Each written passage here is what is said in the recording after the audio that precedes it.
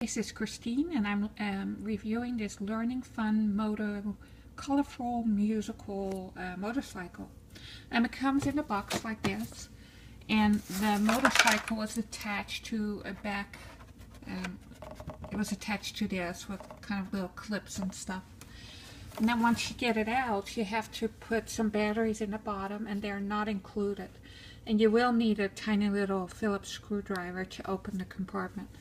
Let me show you that. That's on the bottom right there. Then also on the bottom is the on-off switch right here. And let me turn that on right now.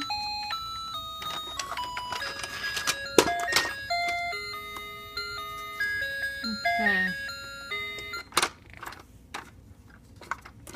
Let me try the different buttons. That's the turn indicator. The same on the other side. And the horn.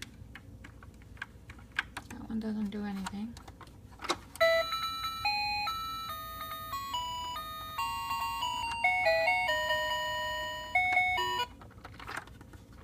Okay, so those are the different buttons.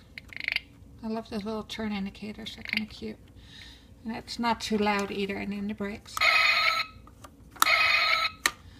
So here you have it. It's cute. I think a little boy would enjoy that.